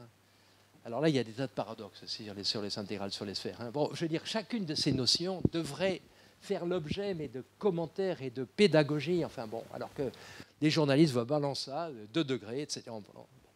OK. En tout cas, si on vise 2 degrés, si on dit... Bon, excusez-moi, il y a des exceptions, il y a de bons journalistes. Il y a de bonnes journalistes surtout. Bon, la moyenne des journalistes, je vais parler de la moyenne des journalistes. Bon. Si on vise 2 degrés, on n'arrivera pas à 2 degrés exactement.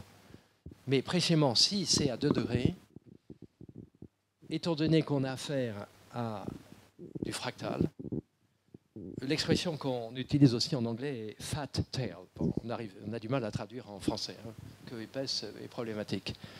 Bon, en anglais, on dit fat tail, c'est-à-dire ce sont des courbes, pas comme la bonne courbe en cloche, là, mais des courbes qui donnent un poids aux phénomènes extrêmes plus fort que la courbe en cloche. La queue épaisse, ça ne va pas très bien, donc il faudrait dire une probabilité a priori accrue pour les phénomènes extrêmes. Il faut 30 mots, là où l'anglais en a 2. Eh bien, si on vise 2 degrés, il y a 10 chances sur 100, il y a un livre qui vient de sortir sur le sujet, sur le fractal avec les changements climatiques, d'avoir des effets qu'on aurait si la moyenne était de 6 degrés. À 6 degrés, on ne sait plus ce qui peut se passer sur notre Terre. Enfin, la vie humaine sera complètement différente. 10 chances sur 100 d'avoir quelque chose d'horrible. Hein, si je vous disais, vous prenez l'avion pour aller à New York, il y a 10 chances sur 100 que votre avion se crache, vous ne prenez pas l'avion en question, je crois. Bon. Eh bien, nous sommes là avec 2 degrés. À 2 degrés, nous sommes avec 2 degrés visés. Nous sommes là à cause de ces phénomènes de fractalité. Bonjour. En tant que citoyen, moi, je me suis depuis longtemps déjà intéressé à ces questions de réchauffement climatique. Et du coup, j'ai entendu que l'ONU avait établi des statistiques, enfin, avait interrogé des gens, des citoyens, pour savoir si, pour évaluer leur prise de conscience vis-à-vis des problèmes climatiques. Et j'ai été surpris de voir qu'en fait, les gens ont quand même une certaine conscience des enjeux et sont prêts à accepter des mesures contraignantes, peut-être sans savoir bien se représenter les contraintes réelles que cela aurait pour eux, mais néanmoins, peut-être ma question est est-ce que finalement ce ne serait pas aussi les politiques qui sont un peu en retard sur ces questions-là? Peut-être que ça serait que peut-être ils s'imaginent être incapables de prendre des mesures parce qu'elles sont politiquement invendables, mais qu'en fait elles seraient quand même, que les citoyens seraient quand même peut-être prêts à les accepter. Je vais essayer de répondre en même temps aux 2 questions. Parce qu'il y a le cas des pays démocratiques sur lequel vous revenez, qui pose un problème finalement bien particulier. Et au fond, c'est aussi pour ça qu'on est là, c'est-à-dire pour cette prise de conscience dont vous parlez. Démocratique, ça veut dire liberté, mais ça veut aussi dire débat, contre-pouvoir, éclairage, rigueur aussi établissement des faits par des experts indépendants. Enfin, ça veut dire un certain nombre de choses. Alors peut-être je suis de nouveau dans la procédure, mais c'est quand même vraiment important parce qu'il y a l'autre cas aussi. Et je pense que dans les 2 résistances aux sanctions, c'est pas exactement le même problème. C'est-à-dire le cas de pays comme la Chine, c'est plutôt le cas d'un pays qui ne veut pas être obligé sur ce sujet, comme sur beaucoup d'autres, par exemple les violations des droits de l'homme, les actions en mer de Chine. Enfin bon, donc il y a un certain nombre de... Et moi, je ne suis pas naïvement optimiste, mais je pense quand même que ce sera beaucoup plus difficile pour la Chine de résister, paradoxalement. Hein. Je préférerais que Liu Xiaobang, je me trompe peut-être sur son nom, qui est Xiaobo, qui est prix Nobel de la paix, qui n'a pas pu prendre son prix Nobel à Stockholm, puis s'être visité dans sa prison, etc. Mais je pense que ce sera beaucoup plus difficile à obtenir que le contrôle au moins minimal, peut-être pas comme il faut, mais des émissions de carbone, parce que ça se fait aux yeux du monde et de la population chinoise. Donc, en fait... Voilà, j'aurais tendance à dire, évidemment que faut pas être naïf, il y a une résistance de la souveraineté nationale qui est structurelle face à l'idée même d'un ordre international. Mais moi, j'aurais tendance à dire que par le biais des opinions publiques en démocratie et quand même d'une forme de contrainte globale, c'est plutôt sur ces sujets-là que ça va bouger. Paradoxalement, on pensait peut-être que ça allait bouger sur d'autres sujets, mais... on voit bien qu'en fait, ça peut bouger sur ces sujets-là. Mais juste pour répondre à votre question, cette prise de conscience, elle ne se fait pas toute seule. Il y a un vrai travail quand même pédagogique. L'habitude dont parlait Étienne, c'est aussi des avancées, des paradoxes, des débats, des conflits, etc. C'est-à-dire instituer les poubelles de différentes couleurs. Ça ne s'est pas fait tout seul non plus. Donc je passe une bonne partie de ma vie aux États-Unis, où j'enseigne. Et bon, depuis 35 ans déjà. Donc j'ai appris à faire ce que font les Américains, qui est tout à fait remarquable. j'ai le choix entre 5 poubelles pour mettre mon trash. Bon. Alors, ce qui est très recyclable, ce qui l'est moins, ce qui est, etc. Bon, et j'ai appris cela, et je le fais, et j'admire tous les Américains autour de moi qui le font. C'est magnifique. La Californie, vous le savez certainement, est en état de sécheresse, mais terrible, terrible, terrible. Je vois les Américains qui prennent des douches plus courtes, qui remplacent le gazon par des cactus, etc., etc. Bon. C'est cette démocratie du quotidien qui avait tant émerveillé Tocqueville, hein, et qu'on voit vraiment en œuvre. Mais en même temps, le même pays brûle à mort des gaz de schiste, des pétroles de schiste, ce qui a un double effet, mais qui fait plus que compenser tous ces actes civiques. D'une part, ça continue l'ère des ressources fossiles, et deuxièmement, on le voit, ça diminue considérablement le prix du pétrole, ce qui rend impossible le développement des énergies renouvelables. Hein. Bon, voilà.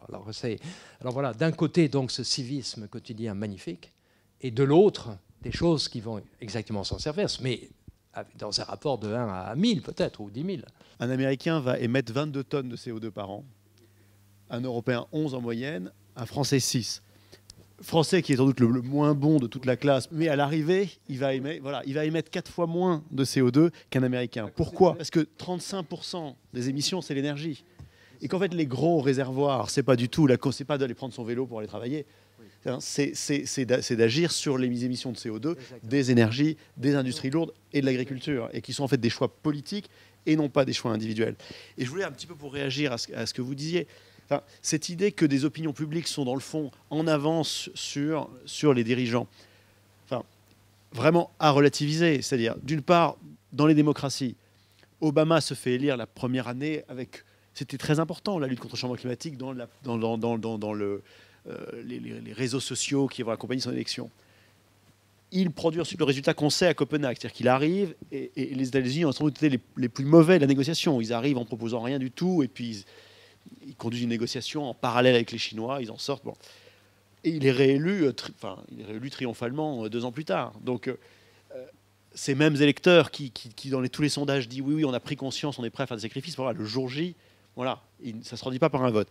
Et du côté de pays, disons, moins démocratiques, sur la Chine, est-ce que la Chine est moins sensible sur l'opinion publique ? Je ne suis pas sûr.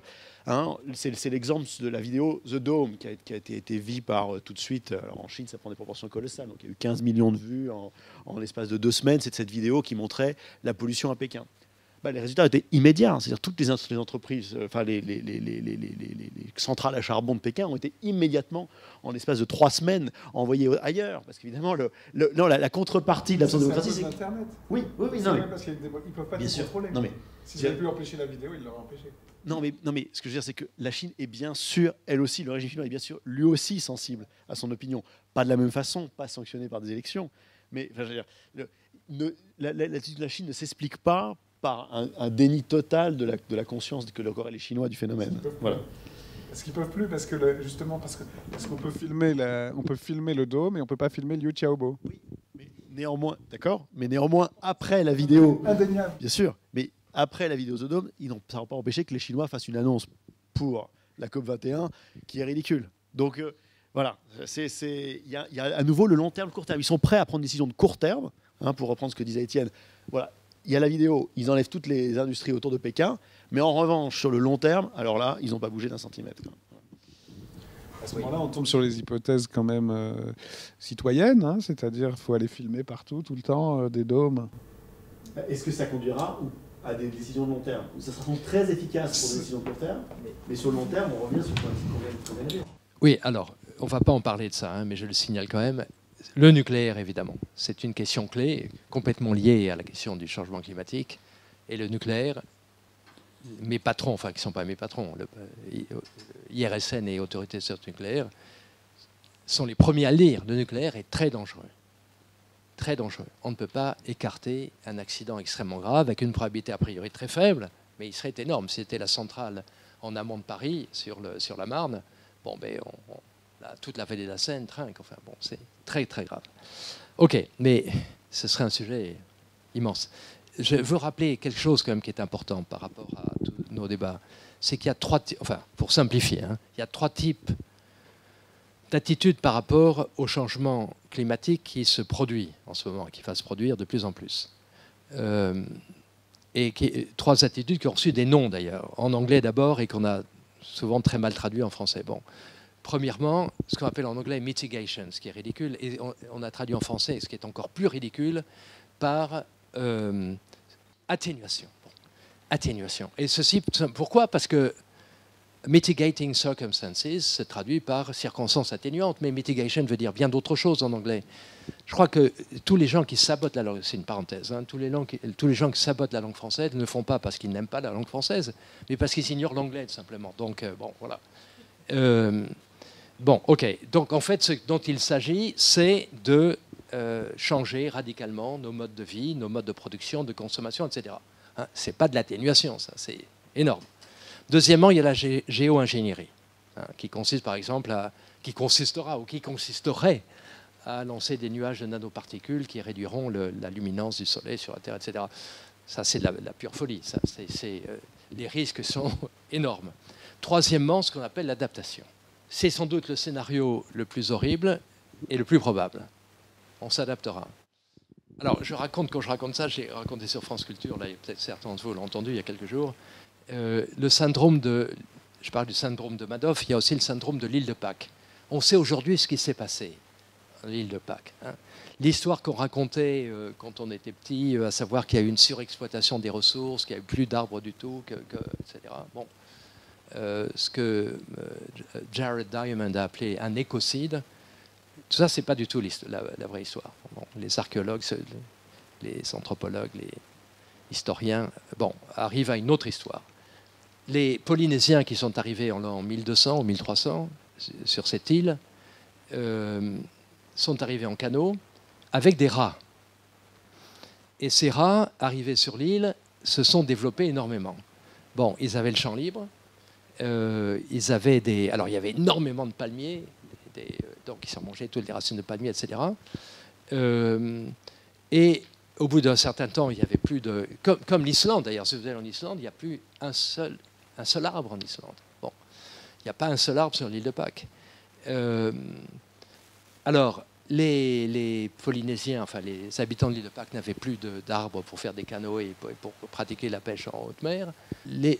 Tout l'écosystème a été détruit, enfin, en particulier les oiseaux. Donc ils ne pouvaient plus chasser, les hommes ne pouvaient plus chasser les oiseaux. Il n'y avait pas de problème alimentaire du tout, parce qu'ils mangeaient des rats, tout simplement. Et ils se sont adaptés.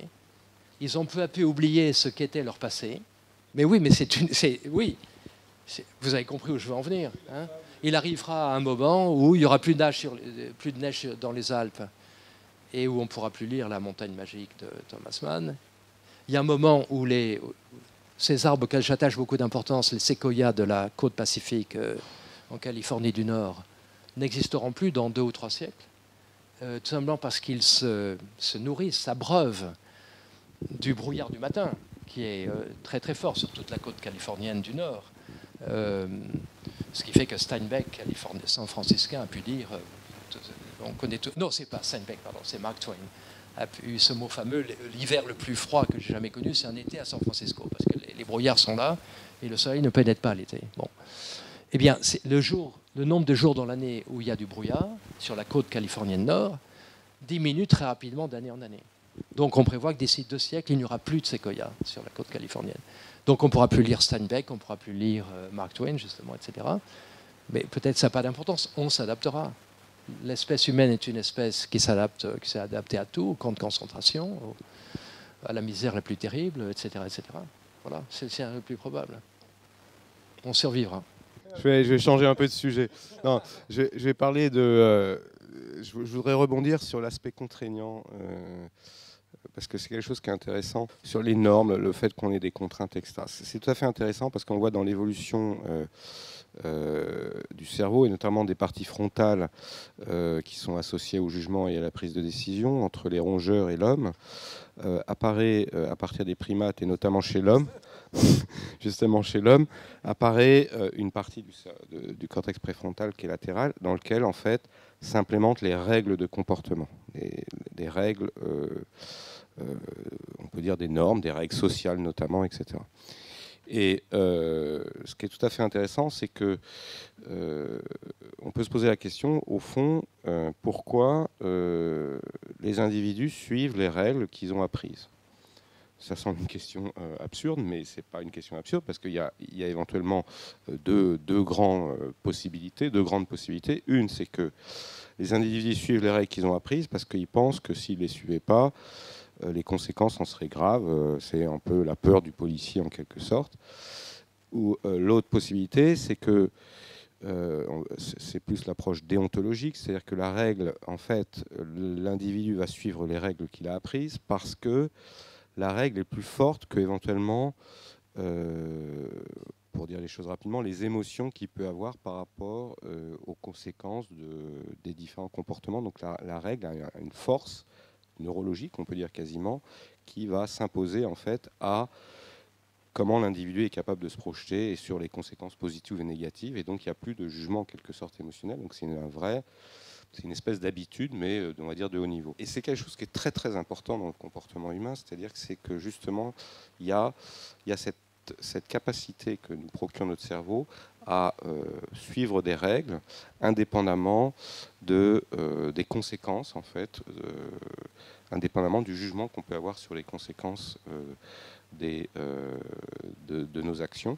Et donc, je pense que c'est des choses intéressantes pour parler de cet aspect contraignant qui est quelque chose de très important dans la vie en société et pour lequel on est relativement bien équipé, avec toutes les précautions évidemment d'usage qu'il faut prendre lorsqu'on parle de règles et de normes, etc.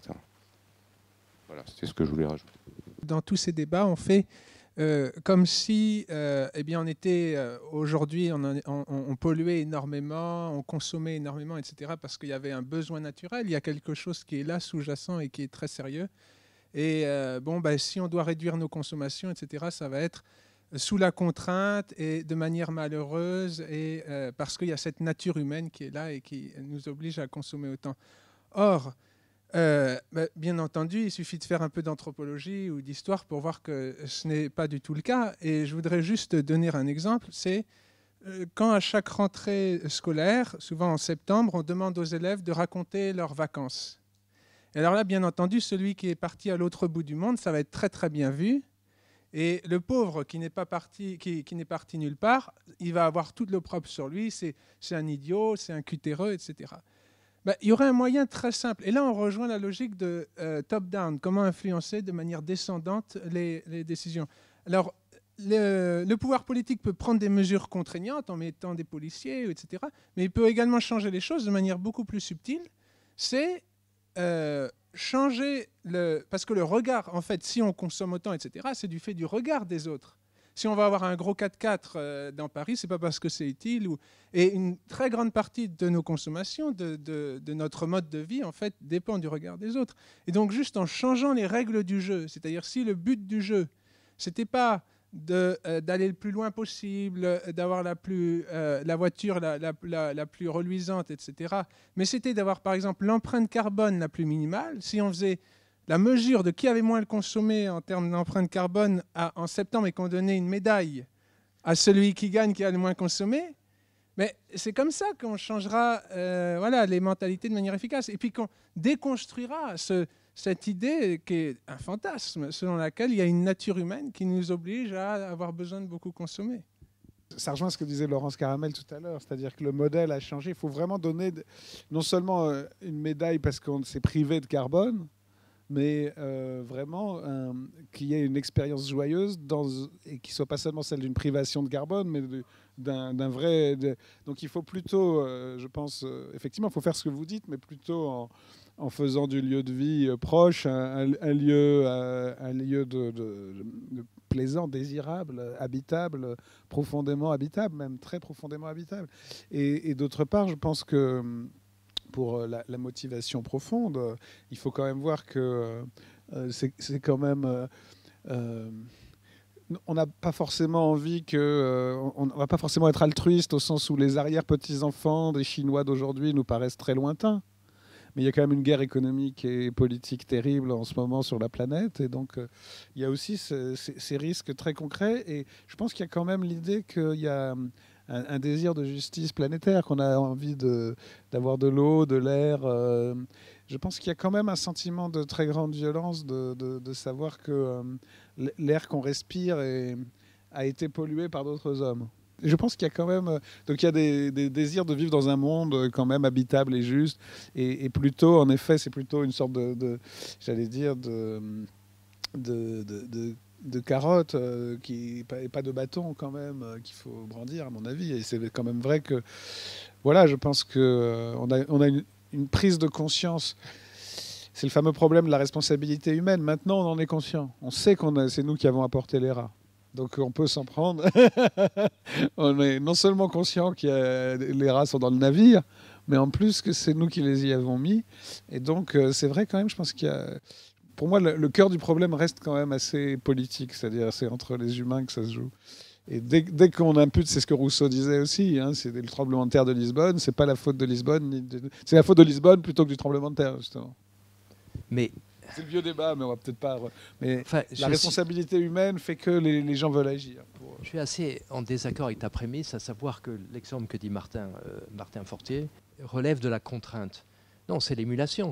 L'émulation n'est pas la contrainte. Alors, une petite histoire, une anecdote je fais référence à l'émission de France Culture, là c'était vendredi dernier, La Grande Table de Caroline Brouet, hein, qui était consacrée au changement climatique, pardon. Et j'y participais, là, avec des étudiantes de Sciences Po, des collègues à vous, certainement. Bon. Et juste avant, il y avait les informations. Et dans les informations était interviewé Pascal Canfin, ex-ministre de l'Environnement. Alors, qui tenait un discours qui m'a étonné d'ailleurs, mais peu importe, du point de vue politique, ça n'a aucun intérêt, politicien, je dirais, complètement pro-Hollande. Enfin, ce qu'il disait, c'est la chose suivante. Jusqu'à il y a peu, la championne de la lutte contre le changement climatique, c'était Angela Merkel. Eh bien, maintenant, le roi de la solution au changement climatique, ça va être le président Hollande, et il restera connu sous le nom de le président du climat. Voilà, président du climat. Bon. Alors, ensuite, la parole m'a été donnée. J'ai dit, excusez-moi, mais indépendamment de toute opinion politique, etc., je trouve ça obscène, complètement. Le changement climatique, ça ne se résoudra pas par un homme, il ne sera pas par un roi, peu importe son identité. Mais enfin, l'idée, c'était bien de pratiquer l'émulation. Bon, Martin et moi, on a un même modèle qui est Ivan Illich. Enfin bon, quelqu'un auquel on attache beaucoup d'importance. Alors, je ne veux pas jouer les anciens combattants, mais avec Illich, dans les années 70, on parlait de ces choses. Alors, on en parlait comme vous en parliez tout à l'heure, Martin, à savoir, non pas on va à la catastrophe, mais le mode de vie qui conduit à cette catastrophe est mauvais, nous rend malheureux. C'est un tout autre argument. Hein, tout autre argument. C'était le début des années 70. Alors, j'ai donc dit à Pascal Canfin, et par radio intermédiaire, bon, ce qu'on n'a pas fait en 45 ans, on va le faire en 4 mois grâce à un roi. Non, mais c'est une véritable plaisanterie. Bon, j'ai trouvé que c'était obscène. Je vais juste rebondir là-dessus, peut-être pour donner un petit exemple illustratif de qu'est-ce qu'une approche un peu positive qui effectivement soit par l'émulation, autour de cette idée de l'électrification de l'Afrique, qui est maintenant dans le débat, qui est à côté de la négociation climatique. Mais pourquoi développer des énergies, pourquoi financer des énergies renouvelables en Afrique est en fait quelque chose de positif qui nous permettra que ce soit cette adaptation et la réduction de CO2 va être quelque chose de positif. Pourquoi on serait prêt à payer pour développer des énergies renouvelables en Afrique? Parce qu'effectivement, d'une part, on ne va pas simplement émettre moins de CO2, mais on va aussi permettre à un continent de s'électrifier, c'est-à-dire qu'on va tester des énergies renouvelables dans un pays où aujourd'hui, il n'y a pas d'accès à l'énergie. Pourquoi il n'y a pas d'accès à l'énergie? Parce qu'en fait, il n'y a pas de fonds publics qui sont capables de garantir des tarifs d'achat d'électricité qui font que des investisseurs privés peuvent venir investir. Si demain, il y a des fonds publics qui viennent des pays développés, qui sont capables de venir garantir ces tarifs d'achat, on va développer des énergies renouvelables qu'ensuite on va pouvoir donc développer, parce que ce qui manque pour les énergies renouvelables, c'est des marchés matures. Hein, c'est pas 3 éoliennes en Europe avec des tarifs de rachat qui sont 5 fois, qui permettent de développer cette électricité. Et donc demain, on émettra moins de CO2 parce qu'au passage, on aura aussi adressé un problème parallèle qui est le problème du développement de l'Afrique. Bon. Enfin, je pense que c'est exactement dans le sens de ce qui vient d'être dit. C'est en ayant un discours qui n'est pas qu'un discours négatif, mais qui est un discours qui montre que aussi catastrophe nécessaire, ça nous permet de réfléchir à d'autres modèles qui seront plus positifs, qui vont gagner les esprits et qui, pour répondre à ce que vous disiez, seront plus à même de convaincre des dirigeants. Je ne veux pas être systématiquement négatif, enfin je le suis quand même. Le Brésil, mon second pays, le pays de mes enfants, ma famille. Dans les années 70, j'ai travaillé avec des gens qui développaient le solaire. Évidemment, au Brésil, le solaire, surtout au nord-est du Brésil. Bon, et le Brésil, vous le savez, il y a 12 ans, on a découvert au large des côtes brésiliennes, entre Rio et Saint-Paul d'ailleurs, entre Rio et le port de Saint-Paul qui s'appelle Santos, on a découvert un gisement pétrolier mais considérable qui modifie l'économie pétrolière du monde avec les gaz de schiste, etc. Bon. Et donc le Brésil est devenu un des principaux producteurs de ressources fossiles. Alors, tous les efforts faits sur... C'est pas qu'ils ont arrêté le solaire, mais quand on compare en production, pas consommation, production énergétique, le solaire et le vent, il y a un peu de vent aussi, bon, c'est rien par rapport au pétrole. Au pétrole qui est vendu dans le monde entier, bien sûr, il ne reste pas et qui est l'objet d'une corruption, comme vous le savez sans doute, puisque la Petrobras versait des salaires à l'opposition pour qu'elle vote avec le pouvoir en place. Bon, ça c'est autre chose. Bon.